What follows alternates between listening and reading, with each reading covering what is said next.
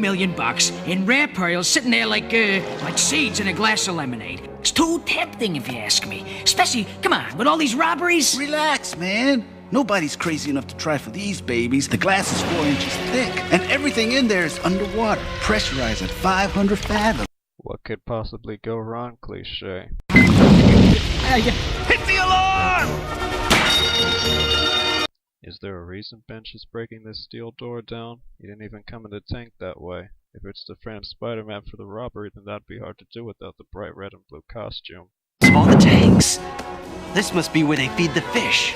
AnimatedSins, danger! Useless AnimatedSins is useless as usual. You could have just skipped that part since he was going to get washed away anyway. Our time, and I'm the main course!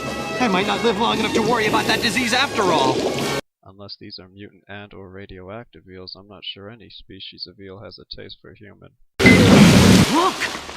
Spider-Man really is the thief. Look out for his... Spider assaulting an officer ×2. Jay, bone for you, and make it ass bay, AB Bay, or my boss will ill-K me. Gratuitous pig Latin.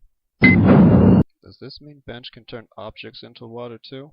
If so, sin on Bench for never using this again in this episode. As long as I'm close enough to it, I can control all the water around me. What do you think? I think you're crazier than ever!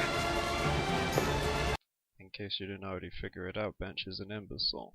You actually would be hard-pressed to find a more disproportionate supervillain in any series. His power is as great as his intelligence is minuscule. You do realize humans are composed of over 3/5 water, right? Which would mean you could control Spider-Man or Mary Jane like in Marionette. Of course, why would you know that? I just point out how you're a dumbass. It's Hydro Man! And it's the last name you'll ever hear. For somebody new to this supervillain gig, you've sure got the cliches. Lampshading your cliches does not make them any less sinful. I'm running out of air! Bench is waiting for me up top. How did Parker know his name? He's never seen or heard of him before tonight. Also, Spider-Man's costume somehow does not get wet despite battling water-centric opponent. Not sure Bench thought through where this relationship with MJ would go. Even if she did run away with him and they got married, they could never consummate the relationship, right? It doesn't seem in his new Hydro state he could get solid enough for that sort of thing anymore. Activate special Spider-Man recycling sin bonus. Sorry about the bumpy trip, but I needed to show you this.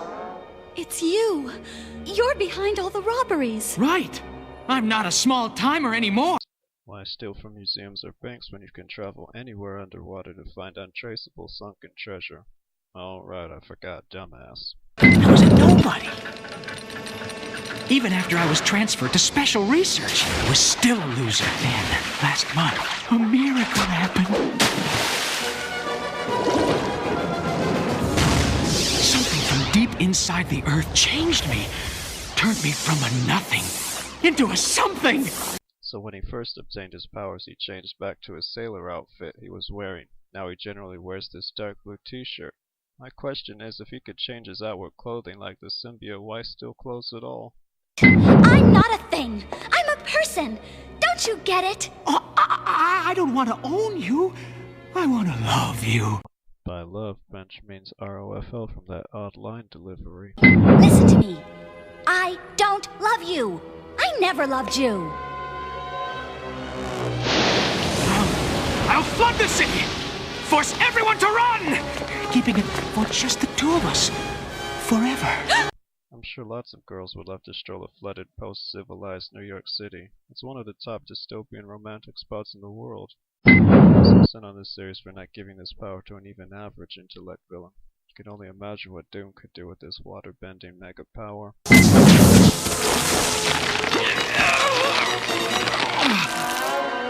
What did you do to him? Is he okay? No, he's stuck. I mixed a powerful coagulant into my web fluid, one that would react with the H2O in his body and become a hardening agent. What? Basically, I stirred powdered gelatin into him. Let's just say he's getting his just desserts. Premature gloating hero. Is it a cliche? Get away from her! She belongs to me! Thought you said you didn't want to own her. You wanted to love her. Mary Jane! Think, MJ. Think! did Bench find her?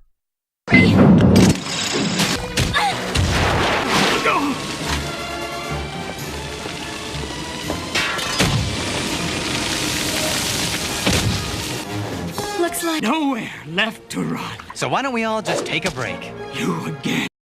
How did Spider-Man find them? Haven't you figured out yet that you can't beat me? I don't have to, Slick. She already had. She's led you away from the water that feeds you. You're barely holding yourself together, pal. You're almost out of you. MJ is more effective at defeating the supervillain than Parker, so sin on him for being outdone by a non-radiated Spider-Person. In this story, Mary Jane is indeed the heroine. That last sentence seems somewhat druggier than I anticipated. Although the method she defeated Bench with is questionable. That sandpaper absorbed some of his water essence, but why couldn't he just draw it back into his body? It's never explained that he needs to absorb new water in order to survive, so if that's the case, she just lucked into this victory. Also, how could Bench be defeated by evaporating? If he turns into water vapor, he can then just draw water from the clouds. This episode even ends with a rain scene, but they don't emphasize the possibility of Bench falling back down to terrorize them again. Does this mean he's... Not necessarily. H2O is infamous among solvents for its self-cohesiveness. Technobabble. Brother? Now you sound like my friend Peter Parker. Hey, don't insult me. Why would that be an insult? Parker isn't a world-famous superhero like you, Spider-Man, so how do you know...